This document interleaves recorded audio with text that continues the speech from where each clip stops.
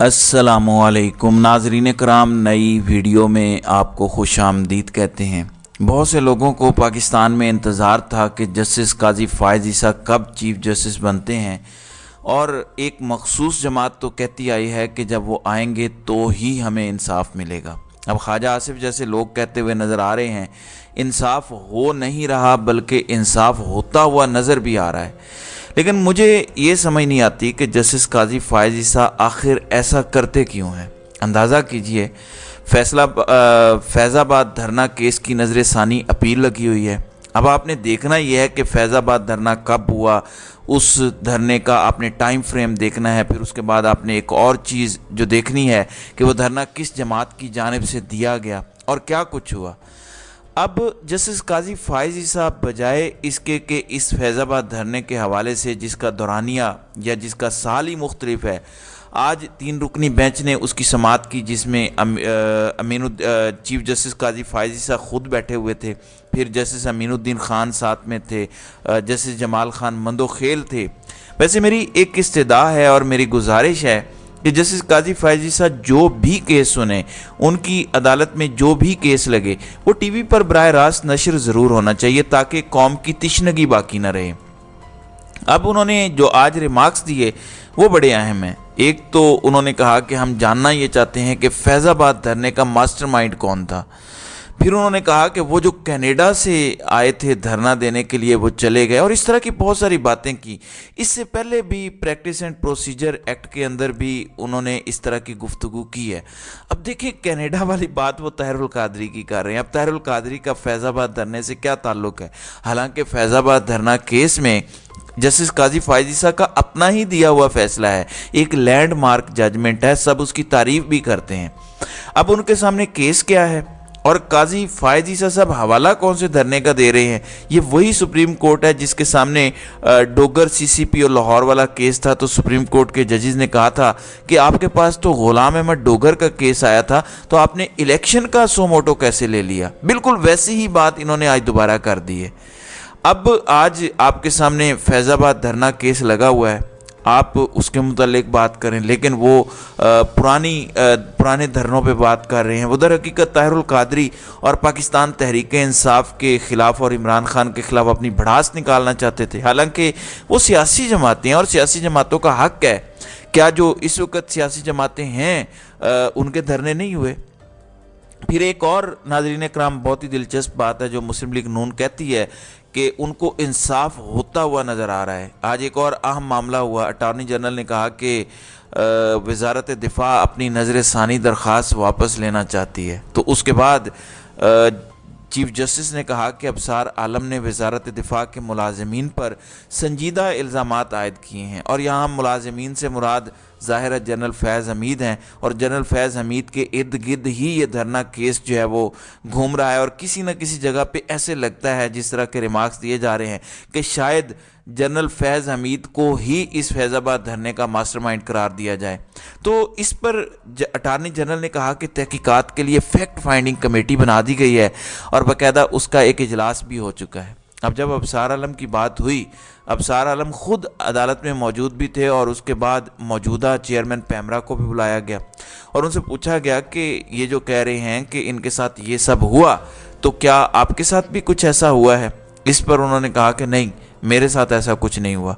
अब supreme court ये कह रही है कि हम फैक्ट फाइंडिंग ये कर रहे हैं कि हम माजी से सबक सीखें, और क्या हम किसी और इसी तरह के वाक़े के मुंतज़िर हैं? मेरे ख्याल से अदालतें या इदारे वक्त के साथ सीखते हैं, लेकिन जिस तरह से डंडा लेकर सिखाने की कोशिश की जा रही है, डंडे से कोई नहीं सीखता। वक्त के साथ एक इर्तिकाई अमल होता है। ख़ुद सुप्रीम कोर्ट ने बहुत बड़ी बड़ी गलतियाँ की हैं, बड़े ब्लंडर्स किए हैं, पार्लियामेंट ने बहुत सी गलतियाँ की हैं, सब ने बहुत सी गलतियाँ की हैं, और बतौर इंसान हम सब गलतियाँ करते हैं और उनसे सीखते भी हैं। लेकिन अब काजी फ़ाइज़ ईसा ने फैज़ाबाद धरने के अंदर ये जो कनाडा वाली बात की है, अब इस पर वो वजाहतें देते जाएंगे। इवन अंदाज़ा कीजिए कि आज उन्होंने क्या किया। जब चेयरमैन पैमरा को रोस्ट्रम पर बुलाया तो उनके साथ भी एक लीगल टीम होती है, तो अब उनसे पूछा कि आपने काला कोट क्यों पहना है?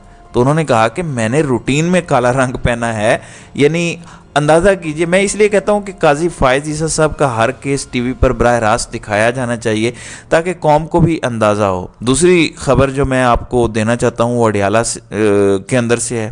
ایک تو نواز شریف بھی آج اپنے گھر سے نکلے، جاتی عمرہ سے شریف میڈیکل سٹی گئے، کوئی 2 گھنٹے وہاں پر انہوں نے گزارے، اور ان کے جو ذاتی معالج ڈاکٹر عدنان ہیں وہ بھی ان کے ساتھ تھے، ان کے روٹین کے ٹیسٹ ہوئے اور وہ واپس جاتی عمرہ پہنچے، کوئی مسئلہ نہیں ہوا، شریف میڈیکل سٹی میں بھی چیک اپ ہو گیا، کوئی اتنی پرابلم نہیں ہوئی۔ جبکہ دوسری جانب عمران خان سے متعلق خبر ہے، اور یہ خبر تھوڑی سی پریشانی والی ہے۔ خبر یہ ہے کہ رات کو عمران خان کو معدے میں تکلیف ہوئی ہے، اور اطلاعات کے مطابق ان کو معدے کا درد ہوا، جس کے بعد ڈاکٹرز کو بلایا گیا۔ اس حوالے سے بتایا گیا ہے کہ جیل انتظامیہ کے ڈاکٹرز نے معائنہ کیا، جیل انتظامیہ کی موجودگی میں عمران خان کو دوائی دی گئی، جیل میں ان کی طبیعت رات کو ناساز ہوئی۔ اللہ خیر کرے، وہ خیریت سے ہی ہوں اور طبیعت ان کی ٹھیک بھی رہنی چاہیے، لیکن بہرحال یہ ایک اپڈیٹ ہے اور یہ اپڈیٹ آپ کو دینا ضروری ہے۔ میرا نہیں خیال کہ عمران خان اس بنیاد پر کوئی ایسی درخواست ڈالیں گے کہ مجھے اس بنیاد پر طبی بنیاد پر یہاں جیل سے ہسپتال منتقل کر دیا جائے۔ ظاہر ہے یہ ہو بھی نہیں سکتا، اس لیے نہیں ہو سکتا کہ جو جیل انتظامیہ پروڈکشن آرڈرز پر الیکشن کمیشن میں پیش نہیں کر سکتی عمران خان کو، جو عدالتوں میں پیش نہیں کر سکتے، وہ عمران خان کے معدے میں درد ہو یا کہیں اور درد ہو، وہ کیوں یہ سب کریں گے۔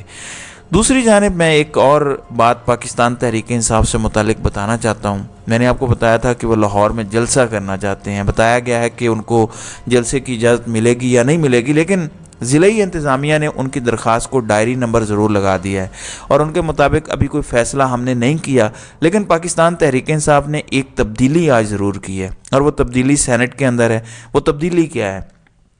آپ جانتے ہیں کہ سینیٹر ڈاکٹر شہزاد وسیم پاکستان تحریک انصاف کے پارلیمانی لیڈر تھے، لیکن پاکستان تحریک انصاف نے ایک درخواست دی اور کہا کہ وہ ڈاکٹر شہزاد وسیم کی جگہ پر بیرسٹر علی ظفر کو اپنا پارلیمانی لیڈر مقرر کرنا چاہتے ہیں، تو ان کی اس درخواست کو قبول کر لیا گیا ہے، اور سینٹ کے اندر اب پاکستان تحریک انصاف کو جو لیڈ کریں گے وہ سید علی ظفر ہوں گے۔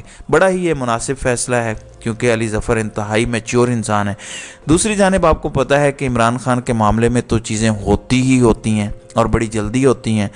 اب الیکشن کمیشن آف پاکستان میں ایک درخواست دائر ہوئی تھی کہ جو نگران کابینہ ہے اس میں بہت سارے جانبدار ارکان ہیں، تو ان کو ہٹایا جائے۔ ایون خود نگران وزیر اعظم انوار الحق کاکڑ پر بھی یہی سوالیہ نشان ہے، جس طرح سے انہوں نے نواز شریف کی بی ٹیم کا کردار ادا کیا ہے وہ آپ سب کے سامنے ہے۔ خیر، اس حوالے سے گزشتہ دنوں بھی سماعت ہوئی، آج بھی ہوئی، اور اب جو ہے وہ فیصلہ محفوظ کر لیا گیا ہے۔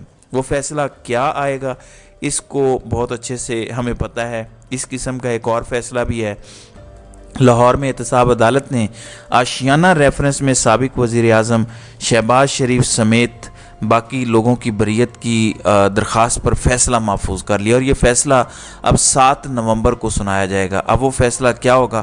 میرا نہیں خیال کہ اس حوالے سے کوئی زیادہ ذہن پر زور ڈالنے کی ہمیں ضرورت ہے۔ فیصلہ بڑا کلیئر اور واضح ہوگا، بلکہ نوشتہ دیوار کی طرح لکھا ہوگا، اور سب کو پتہ ہے کہ فیصلہ شہباز شریف کے حق میں ہی آئے گا۔ تو ناظرین کرام، آپ کی اس ویڈیو کے حوالے سے کیا رائے ہے؟ آپ اپنی رائے کا اظہار کامنٹ سیکشن میں ضرور کیجیے گا۔